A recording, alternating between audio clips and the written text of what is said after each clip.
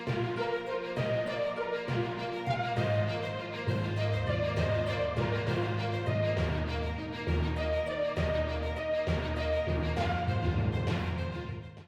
के लाख कोशिशों के बावजूद छत्तीसगढ़ में गांजा तस्करी नहीं रुक रही है। ओडिशा और आंध्र की ओर से छत्तीसगढ़ के रास्ते पड़ोसी राज्यों में तस्करों द्वारा गांजा पहुंचाया जा रहा है। आज भी एसपी के निर्देश पर 9 थानों की पुलिस ने चेकिंग पॉइंट लगाए थे ताकि गांजा तस्करों को पकड़ा जा सके। पुलिस की कोशिश रंग लाई और वाहनों की तलाशी के दौरान गोबरा नवापारा राजीव महानदी पुल पर तलाशी में बस में गांजा लेकर आ रहे आरोपी को पकड़ा गया। गांजा तस्कर चेंबूर मुंबई का रहने वाला निकला। इससे आप अंदाजा लगा सकते हैं कि गांजा तस्करों का जाल कहां तक फैला हुआ है। पुलिस मुख्यालय के निर्देश पर कल पूरे छत्तीसगढ़ में जहां जहां पर एनडीपीएस का या गांजा का तस्करी होता है ऐसे जगहों को चिन्हांकित करके चेकिंग पॉइंट लगाया गया था।